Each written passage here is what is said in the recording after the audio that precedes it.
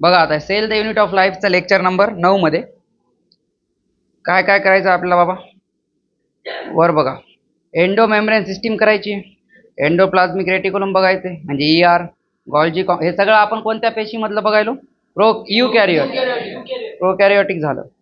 नंतर लायसोझोम, व्हॅक्युल.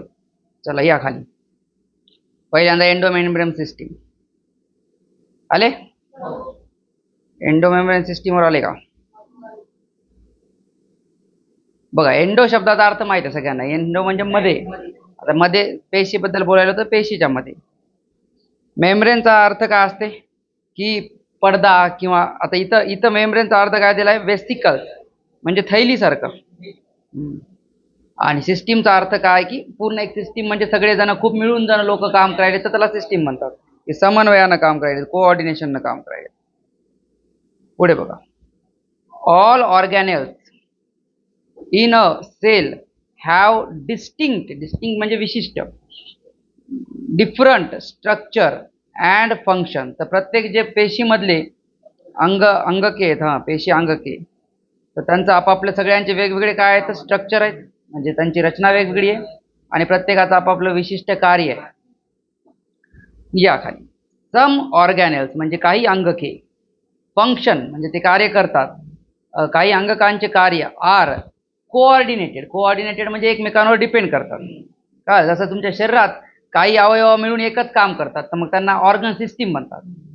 इथं काही अंगके, पेशी अंगके मिळून एखादं काम करत असतील तर त्यांना मग काय? एंडो मेम्ब्रेन सिस्टीम म्हणतात. They are connected by vesicles. तर मग आता हे एकत्र मिळून काम करायचं असेल तर ते कशानं जोडलेले असतात? या वेसिकल्सनं जोडलेले, मेम्ब्रेननं जोडलेले असतात. तर तेच आहेत एंडो मेम्ब्रेन सिस्टीम. कळलं का? त्यांच्यापासून जे बनलेली सिस्टीम आहे त्यालाच म्हणतात endo membrane system. Endo membrane system मध्ये बघा कोण कोण लोक आहेत? 4 लोक आहेत. नंबर 1 एंडोप्लाझ्मिक रेटिक्युलम, ERA म्हणतात त्यांना. गॉल्जी कॉम्प्लेक्स नंबर 2, लायसोझोम्स आणि व्हॅक्यूल. हे 4ही जण एंडो मेम्ब्रेन सिस्टीमचे पार्ट आहेत. यांचे काम एकमेकांवर डिपेंडंट असतात. हे सगळेजण कोऑर्डिनेशननं काम करतात, समन्वयानं, म्हणून ते एंडो मेम्ब्रेन सिस्टीमचे पार्ट आहेत. खाली बघा, mitochondria, chloroplast, peroxisome are not parts of endo membrane system. तर ते या सिस्टीमचे पार्ट नाही आहेत. मायटोकॉन्ड्रिया, क्लोरोप्लास्ट ते आपापलं स्वतंत्र काम करतात. ठीक आहे, पुढे बघा, खाली या. आता बघा हे एंडो मेम्ब्रेन सिस्टीम बघा. इथं एक वर कोपऱ्यात नाव तुम्हाला न्यूक्लियस दिसायले. न्यूक्लियस पासून चालू आहे. तर न्यूक्लियस कोपऱ्यात नाव दिसायले, त्याच्यामध्ये एक बघा न्यूक्लियर पोर नाव दिसायले. तर न्यूक्लियसच्या मध्ये किंवा बाहेर पदार्थ जायसाठी छिद्र असतात. पोर म्हणजे छिद्र. तर त्या न्यूक्लियसला चिटकूनच ते हे मेम्ब्रेन चालू होतात, हे पडदे, हे थैल्या. तर तेच एंडो मेम्ब्रेन सिस्टीमचे पार्ट आहेत. बघा हे चालू झालं. तर हे न्यूक्लियसला चिटकूनच जे असते ते असते तुमचं रफ एंडोप्लाझ्मिक रेटिक्युलम. कळलं का? निघालेले दिसायले. त्याच्या पुढे तुम्हाला दिसायले रफ ER नाव दिसायले का, किंवा RER. त्याच्यावर पांढऱ्या ह्याच्यात तुम्हाला नाव लिहिलेलं दिसते continuous with outer nuclear membrane envelope. म्हणलं ना मी तुम्हाला की न्यूक्लियरचं जे बाहेरचं मेम्ब्रेन आहे, न्यूक्लियर हे डबल मेम्ब्रेन असते बघा, मधलं मेम्ब्रेन आणि बाहेरचं मेम्ब्रेन. तर हे न्यूक्लियसचं जे बाहेर बघा, मधून एक असं दिसायले आणि मग इथून वळून बाहेरून पूर्ण कंप्लीट झालं नाही, तिथूनच ते कलटलं बघा इकडं. त्यालाच म्हणतात कंटिन्युअस. म्हणजे बाहेरचं मेम्ब्रेनच इकडं पुढे एक्सटेंड होते आणि तेच बनते मग रफ एंडोप्लाझ्मिक रेटिक्युलम. म्हणजे असंही नाही की बाहेरचं मेम्ब्रेनला रफ एंडोप्लाझ्मिक चिटकलेलं असते, चिटकलेलं नाही, ते त्याचाच पार्ट आहे, ते त्याच्यामधूनच आलेला आहे. आणि त्याला रफ एंडोप्लाझ्मिक रेटिक्युलम का म्हणतात? कारण त्याच्यावर ना रायबोझोम प्रेझेंट असतात. कोण प्रेझेंट असतात? तर ते रायबोझोम दाण्यासारखे दिसतात म्हणून ते दाणेदार दिसते, म्हणून त्याला रफ म्हणतात. रायबोझोम प्रेझेंट असतात रफ एंडोप्लाझ्मिक रेटिक्युलमवर. मग थोडं पुढे आले तुम्ही, तीच कंटिन्युअस सिस्टीम चालू आहे. तर मग त्याच्यावर रायबोझोम निघून जातात नंतरचे. मग अजूनही ते एंडोप्लाझ्मिक रेटिक्युलमच आहे, पण रायबोझोम निघून गेल्यामुळे आता ते चिकणं दिसते. तर चिकण्याला म्हणतात मग स्मूथ एंडोप्लाझ्मिक रेटिक्युलम, SERA म्हणतात. ठीक, पुढे बघा, RERचं काय काम आहे? इकडे या साईडला, डाव्या साईडला, प्रोटीन सिंथेसिस आणि सिक्रेशन. प्रोटीन फिटीन बनवायचं काम बनवते ते आणि नंतर ते सिक्रेट करतात, स्त्रवतात. आणि SERचं काय काम आहे? स्टेरॉइड्स बनवणं आणि लिपिड्स बनवणं. स्टेरॉइड्स बनवणं आणि लिपिड्स बनवणं. ठीक आहे. आता बघा, हे तुम्ही जर बघत असाल, हे RER इकडे गोल थैली काढली, त्याच्यात गुलाबी असं काढलंय बघा, तर ते RER बनवलंय. प्रोटीन किंवा काही प्रोटीन फिटीन बनवले असतील आणि ते एका थैलीत टाकून पाठवून दिले. आणि इकडे अजून एक पुढे पिवळं दिसायला बघा एका थैलीमध्ये, तर ते तुमच्या SCR म्हणजे स्मूथ एंडोप्लाझ्मिक रेटिक्युलमनं बनवलेलं आहे. म्हणजे काय, स्टेरॉइड्स काही फॅट्स वगैरे बनवले असतील तेही पाठवून दिलं. ते सगळेजण RER आणि SER हे दोन्ही प्रकारचे एंडोप्लाझ्मिक रेटिक्युलम जे आपापला माल बनवतात ते पाठवून देतात, इकडे पाठवून देतात या अवयवाकडे, आहे की नाही. कोण आहे याचं, हे तुमचा अवयव कोण आहे, गॉल्जी कॉम्प्लेक्स.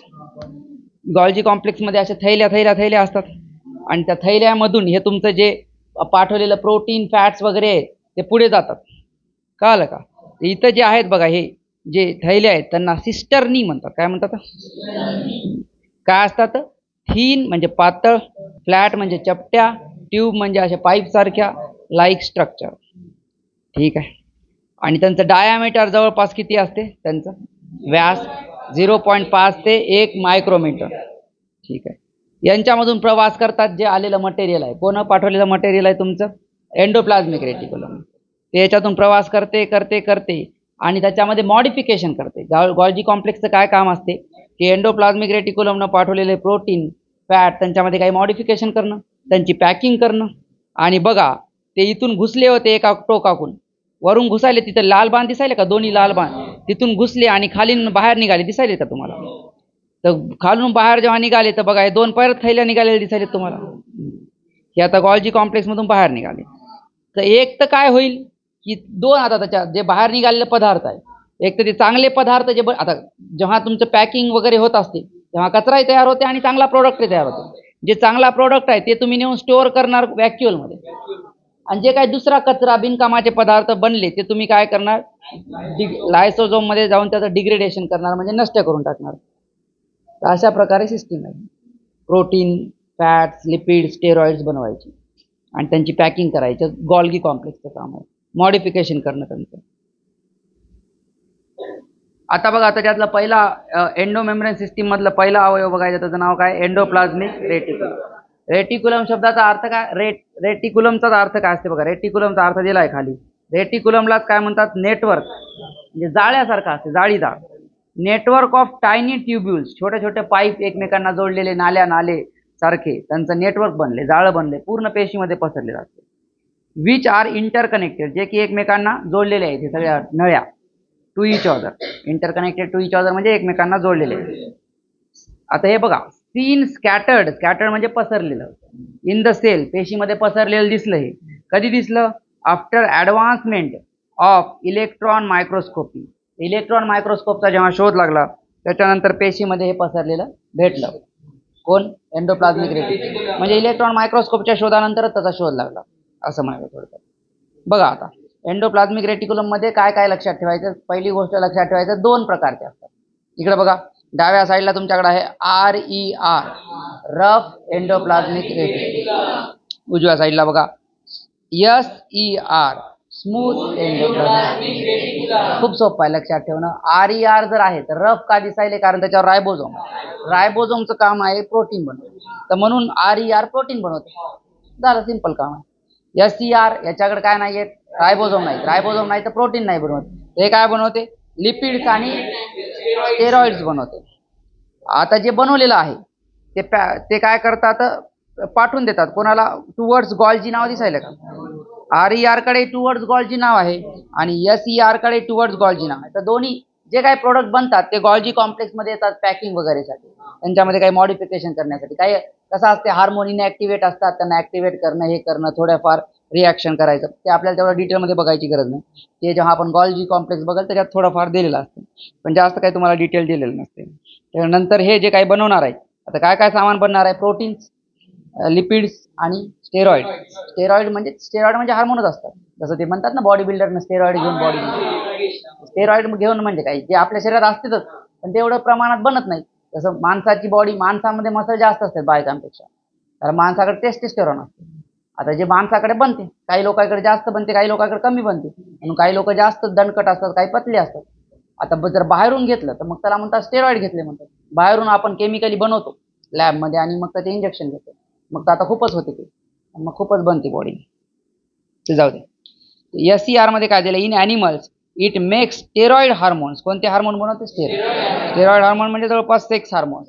जे माणसामध्ये कोणते असतात? टेस्टेस्टेरॉन, इस्ट्रोजन वगैरे बायकांमध्ये वगैरे असतात. आणि अजूनही काय बनवते? SCR अल्सो मेक ग्लायकोजन बनवते. ग्लायकोजन नावाचे मॉलिक्युल बनवतात. इकडे बघा, आता इथे एक तुम्हाला कॉन्सेप्ट सांगायचा प्रयत्न, खाली याला लुमिनल स्पेस ऑफ ER नाव दिसायला तुम्हाला. बघा, हे कोणताही पाईप असेल, पाईप, आणि त्याच्या मधली जी जागा आहे त्याला ल्युमेन म्हणतात. Lumen, LUMEN. त्याच्या मग आता त्या पाईपलाईनच्या मधल्या जागेला काय म्हणतात? Luminal space. आणि त्या पाईपलाईनच्या बाहेरच्या जागेला काय म्हणतात? Extra luminal.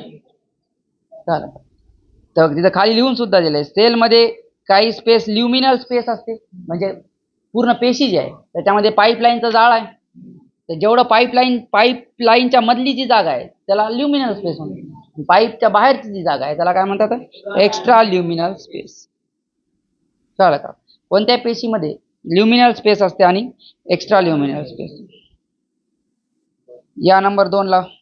नंबर 2चं तुमचं एंडोमेम्ब्रेन सिस्टीम मधलं कोण आहे? Golgi body.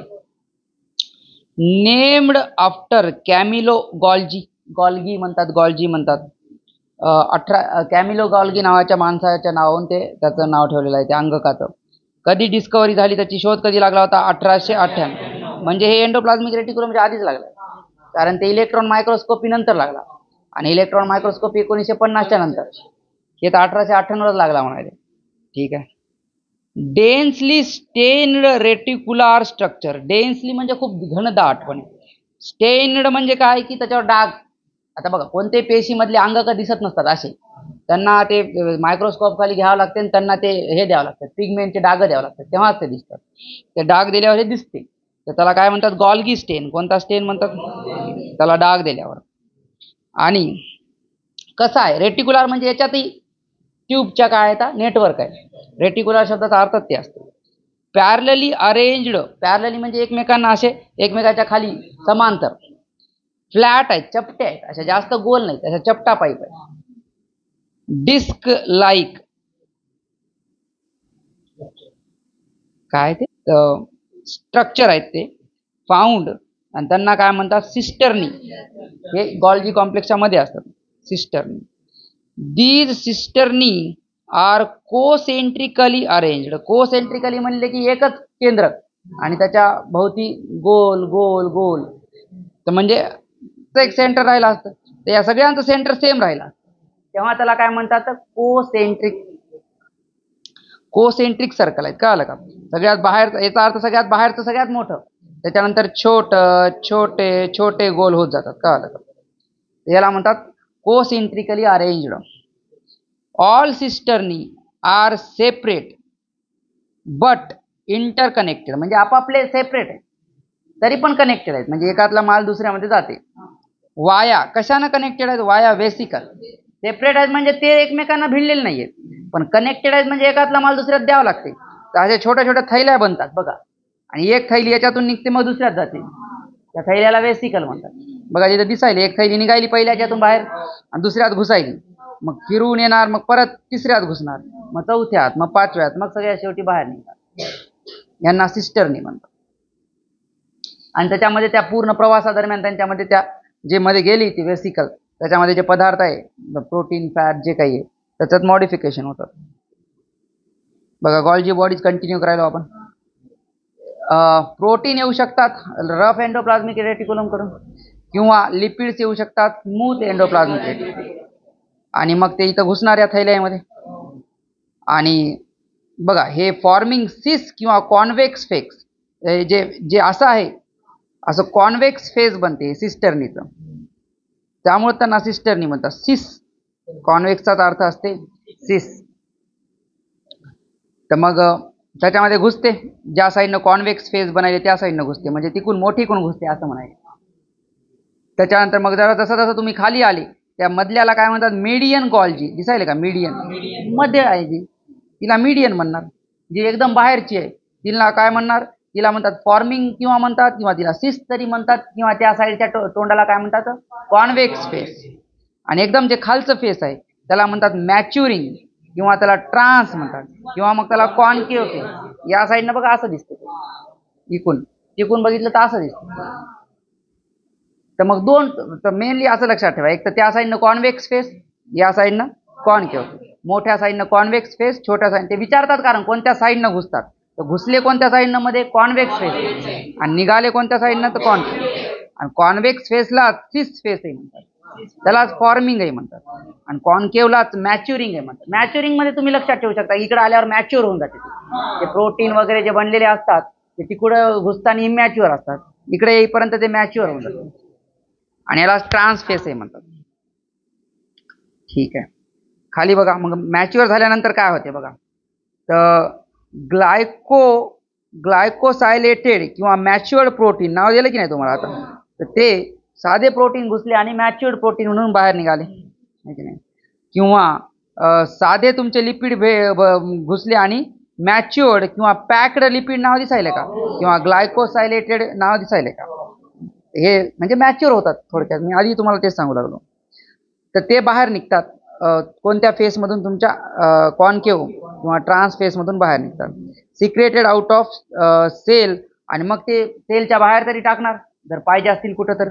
Or intracellular target. Intracellular टार्गेटचा अर्थ काय, इंट्रा म्हणजे मध्येच, पेशीच्या मध्येच जिथं त्यांचं टार्गेट आहे तिथं नेऊन देऊन टाकतात. हे जे वेस्टिकल मधून निघाले बाहेर, गॉल्गी कॉम्प्लेक्सच्या बाहेर निघाले, आता त्याचं पुढे काय होणार ती लाईन आहे, एक तर पेशीच्या बाहेर निघून जाणार, किंवा मग पेशीमध्येच इंट्रासेल्युलर टार्गेट, नॉर्मली कुठं व्हॅक्युलमध्ये वगैरे नेऊन ठेवायचे असतील तर व्हॅक्युलमध्ये, काही खराब पदार्थ असतील तर लायसोझोममध्ये नष्ट वगैरे करायला. तर ते पुढचं जे निघाल्यात दोन थैल्या, त्यांचं ते भविष्य सांगणारी ती दोन लाईन आहेत खालच्या. गॉल्जीचं काम बघा डब्यात दिले, ग्लायकोसायलेट करणं म्हणजे ते ग्लायकोजन लावणं सगळ्याला, पॅकिंग करणं, मी आधीच म्हणलं पॅकिंगचं काम असतं, आणि लायसोझोम बनवणं, लायसोझोम बनवणं यांचं काम हे सगळ्यात महत्वाचं आहे. हे येते लायसोझोम कोण बनवतात, तर गॉल्जी, म्हणजे लायसोझोम स्वतः एक पेशी अंगक आहे, तर त्यांना दुसरा पेशी अंगक म्हणजेच कोण बनवते, गॉल्जी बॉडी. चला या खाली, आता स्वतः लायसोझोम बघा, जे कोण बनवले आताच पाहिलं आपण, गॉल्जी बॉडी. हे नंबर 3 चालू आहे ना आता. बघा लायसो शब्दाचा अर्थ काय, टू लाईस. लाईस शब्दाचा अर्थ काय असते, तोडणे, नष्ट करणे. तर डायजेस्ट करते, डायजेस्ट डिफरंट बायोमॉलिक्युल्स. बायोमॉलिक्युल्स म्हणजे बायो म्हणजे सजीवातल्या मधल्या रेणू, कोणतेही सजीवातले जैविक रेणू म्हणतात. तर सजीवांमधले रेणूंना काय करणं, डायजेस्ट करणं, नष्ट करणं, विथ द हेल्प ऑफ. आता कसं डायजेस्ट करायला त्यांच्याकडे काय असतात, एन्झाईम असतात. तर तोडण्यासाठी जे एन्झाईम असतात त्यांना हायड्रोलायटिक एन्झाईम म्हणतात. तोडण्यासाठी, लायसिस म्हणजे तोडणे, सिंथेसिस म्हणजे जोडणे, लायसिस म्हणजे तोडणे. तर हायड्रोलायटिक एन्झाईम्स आहेत तोडायसाठी, आर ऍक्टिव्ह. आता हे हायड्रोलायटिक जे एन्झाईम आहेत जे तोडायचं काम करतात ते एखाद्या विशिष्ट कंडिशन मध्येच काम करतात, कुठेही काम करत नाही. तर त्यांना कोणती कंडिशन लागते, लो पीएच. पीएच कमी म्हणजे ऍसिडिक वातावरण, 7तून पीएच कमी होणं ऍसिड होणं, म्हणजेच ऍसिडिक पीएच. आणि किती लागते ते पीएच, 4 ते 5, म्हणजे थोडं ऍसिडिक, 7 पेक्षा कमी तिथं काम करतात. तर ते लायसोझोम मध्ये तसं वातावरण तयार झालेलं असतं. या खाली बघा, लायसोझोमला एकच मेम्ब्रेन आहे की नाही, युनिट मेम्ब्रेन म्हणतात, डबल मेम्ब्रेन नाही. तर बाहेर सायटोप्लाझम आहे म्हणजे पेशीचं पेशीद्रव, आणि मध्ये कोण आहे तुमचा, लायसोझाईम आहे. बघा त्याच्यामधलं पहिली गोष्ट तर बघा, ऍसिडिक पीएच आहे, ऍसिडिक नाव दिसायला ना, म्हणजे पीएच कमी आहे, म्हणजे 4 ते 5 आहे. तेही कमी किती आहे ते लक्षात ठेवा, 4 ते एकदमच 1-2 नाही आहे, 4 ते 5 आहे. आणि जेव्हा ज्याचा जे ऍसिडिक असतं त्याच्यामध्ये H+ आयन जास्त असतात, तर म्हणून H+च्या पुढे वरचा बाण मारलाय. H+ आयन जास्त जसे जसे होतात तसा तसा पीएच कमी होत असतो. जेवढे जास्त H+ आयन तेवढा कमी पीएच, याचं उलट आहे.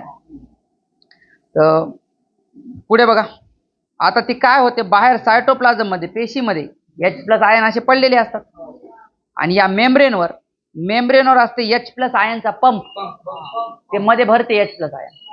कुठं भरते, लायसोझोम मध्ये. लायसोझोम मध्ये H+ आयन यायले, तर H+ आयनची संख्या वाढायली, H+ आयनची संख्या वाढायली तर पीएच कमी कमी चाललंय. आणि पीएच कमी कमी चालला तर आता हे जे दुसरे हायड्रोलायटिक एन्झाईम आहेत ते म्हणतात आप अपना काम सुरू म्हणतात.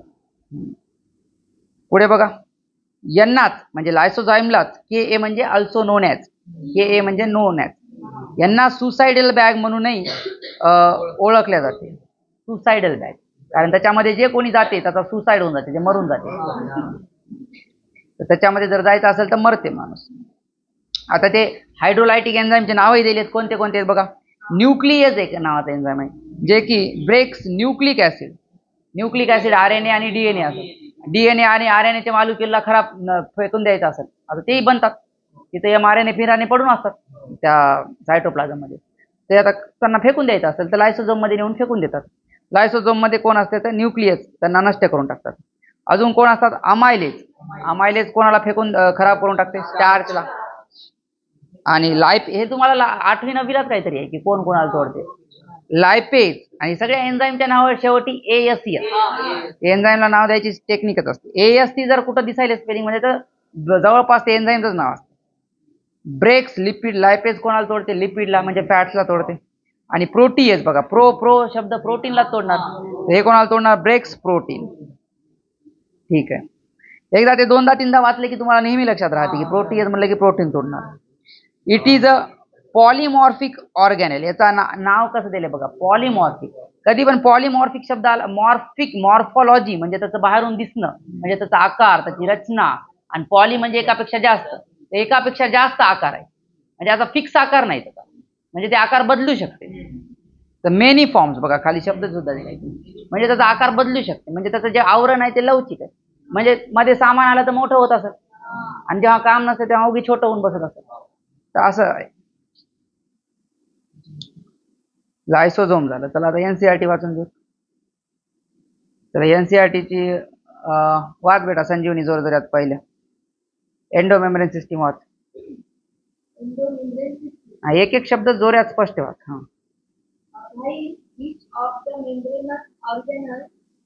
ऑर्गॅनेल्स आहे.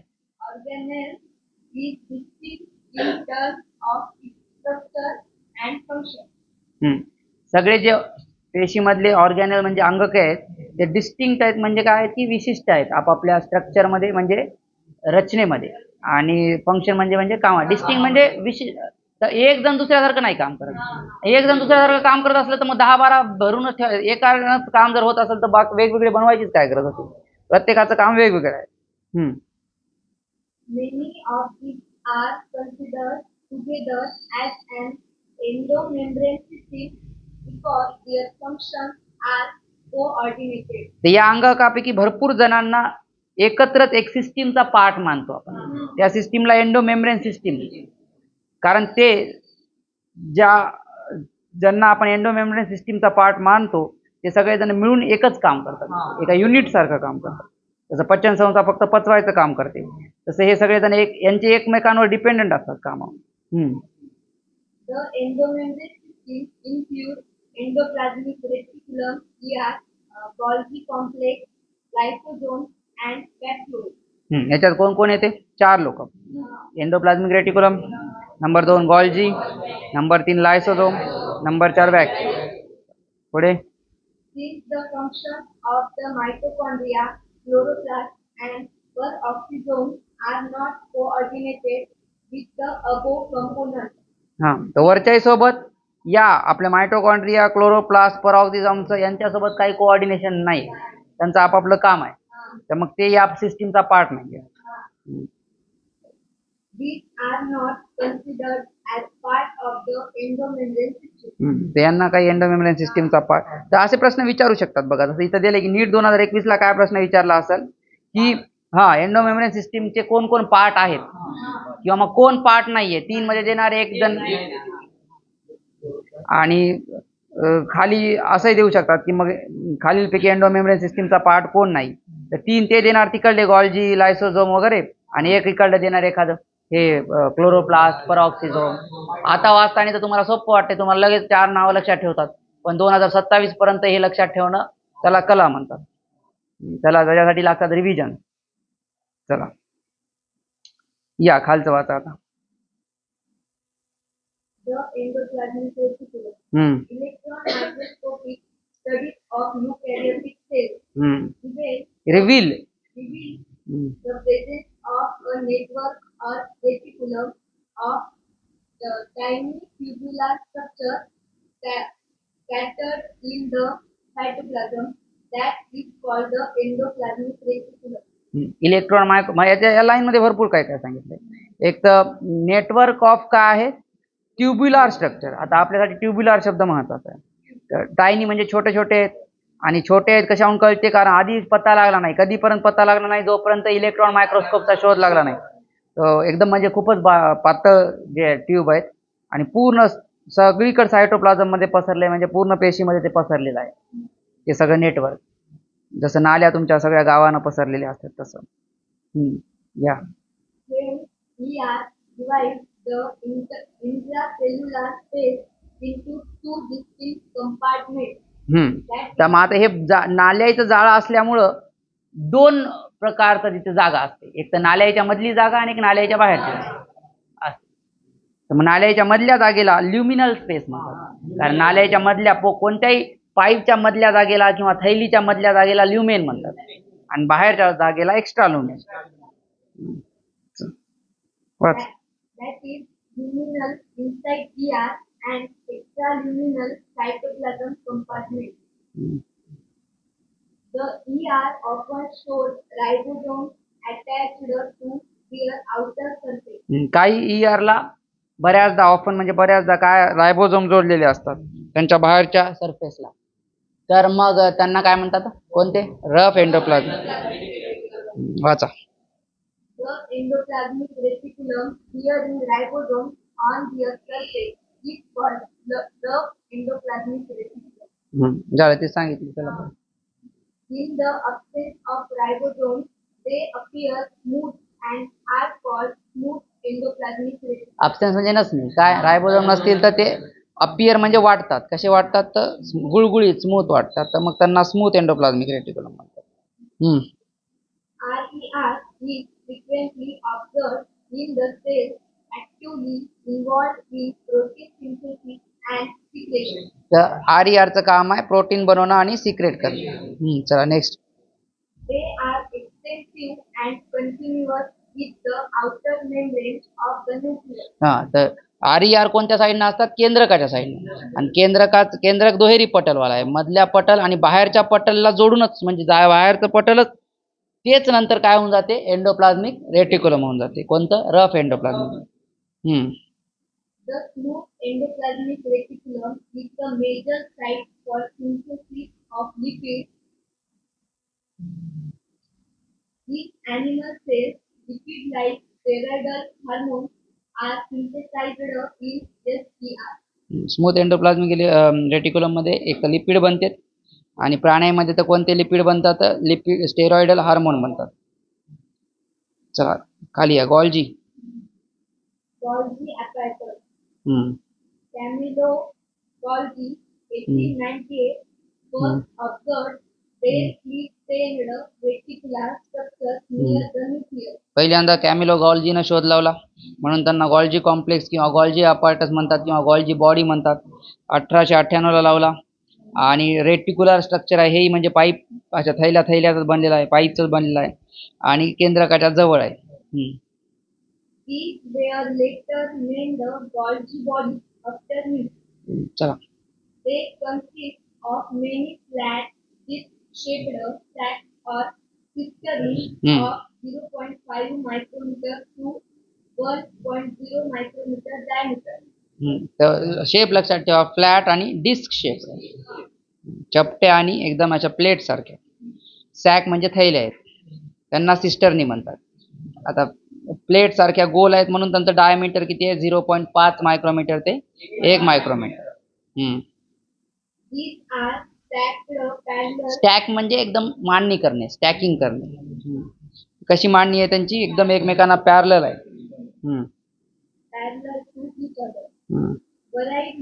व्हॅरिड नंबर म्हणजे काय की काय फिक्स, एका गॉल्जी बॉडीमध्ये किती हे असतात सिस्टरनी, ते काय फिक्स नाही. varied number of cisterns are present in a Golgi complex. म्हणून त्याला कॉम्प्लेक्स म्हणतात. कॉम्प्लेक्स म्हणजे काय, की त्याच्या खूप दुकानं एकत्र आल्यानंतर कॉम्प्लेक्स म्हणतात. तर खूप थैल्या इथे एकत्र आल्यानंतर त्या पूर्ण बिल्डिंगला काय म्हणतात, गॉल्जी कॉम्प्लेक्स. आणि त्याच्यात किती थैल्या असावं याचा काय आकडा फिक्स नाहीये. 2, 4, 5, 7 किती असू शकतात. The Golgi cisterns are concentrically arranged near the nucleus with distinct convex seats or the forming phase and contotrans or the maturing phase. तर त्यांचं जे आहे ते 2 टोकं आहेत. एका टोकाला काय म्हणतात, जे केंद्रकाच्या साईडनं आहे, जे मोठंवाला आहे ते कोणतं आहे, कॉन्व्हेक्स. त्याला सिस, त्याला ट्रान्स म्हणतात, है ना. ट्रान्स नाही, फॉर्मिंग म्हणतात. आणि दुसरं जे आहे ते कसं आहे, कॉन्केव. त्यालाच काय म्हणतात, मॅच्युरिंग. आणि त्यालाच काय म्हणतात, ट्रान्सफेक्स. ठीक. The seeds and the trans phases of the organelles are entirely different but interconnected. वेगवेगळे आहेत ते, कारण थैल्या वेगवेगळ्या असतात पण इंटरकनेक्टेड तर आहेत, कारण ते वेस्टिकल द्वारे त्याच मार्गाने ते बाहेर निघतात, एकमेकांना जोडलेलेच आहेत ते. The Golgi apparatus principally performs the function of packaging materials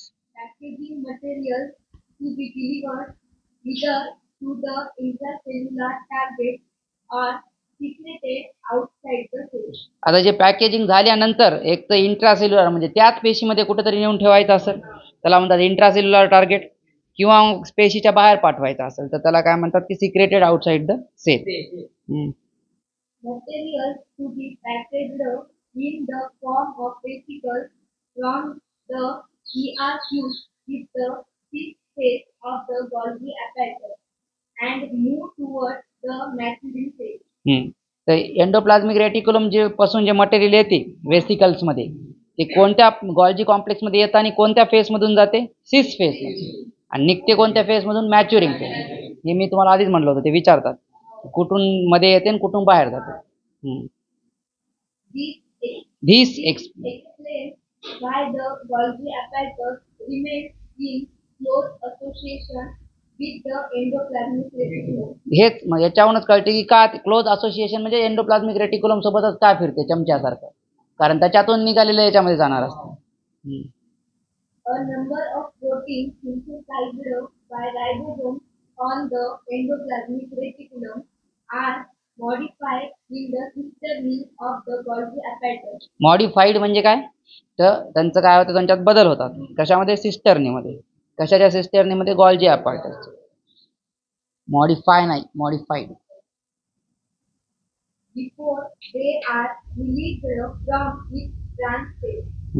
ट्रान्सफेस मधून रिलीज व्हायच्या आधी फक्त त्यांना सांगायचा तरीका आहे की कोणत्या साईडने निघते, ट्रान्सफेस न निघते म्हणून सांगायचं की ट्रान्सफेस मधून निघायच्या आधी कुठं मॉडिफाय होते, तर सिस्टर्नी मध्ये. Golgi apparatus is the important site of formation of glycoproteins and glycolipids. तर जे प्रोटीन बनवलं ते ER न आणि जे लिपिड बनवलं ते SER न, म्हणजे RER प्रोटीन बनवलं तर SER लिपिड बनवलं. गॉल्जी कॉम्प्लेक्स त्यांना पॅकिंग करते, म्हणजे त्यांच्यावर काय लावते, ग्लुकोज लावते, आणि त्या प्रोटीनलाच काय करते आता, ग्लायकोप्रोटीन, आणि त्या लिपिडलाच काय करते, ग्लायकोलिपिड. ही ग्लायकोलिपिड्स आणि ग्लायकोप्रोटीन्स बनवायचं काम कोणाचं आहे, गॉल्जी apparatus. ठीक आहे, खाली पुढे चला. लायसोसोम. These are membrane bound vesicular structures formed by the process of packaging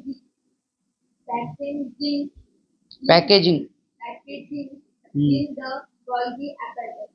तर मेम्ब्रेन बाउंड वेसिकल म्हणजे वेसिकल म्हणजे थैली सारखे, ज्यांना एक पटल आहे आणि जे कोण बनवलेले आहेत, Golgi form by the Golgi complex, Golgi apparatus. The isolated lysosomal vesicles have been found to be very rich in almost all types of hydrolytic enzymes. ते आयसोलेटेड म्हणजे असे एकच लायसोझोम नाही, अशा खूप थैल्या असतात अशा लायसोझोम. कोणत्याही जर तुम्ही एखादी जर थैली बघितली म्हणजे लायसोझोमल वेसिकल बघितली तर त्याच्यामध्ये रिच म्हणजे खूप जास्त प्रमाणात उपलब्ध असते. काय उपलब्ध असते तर एन्झाईम्स. कोणते एन्झाईम्स, जसे की कोणते, लायपेज हायड्रोलायटिकल एन्झाईमलाच हायड्रोलायजेसेस म्हणतात. Lipases, proteases, कार्बोहायड्रेजेस.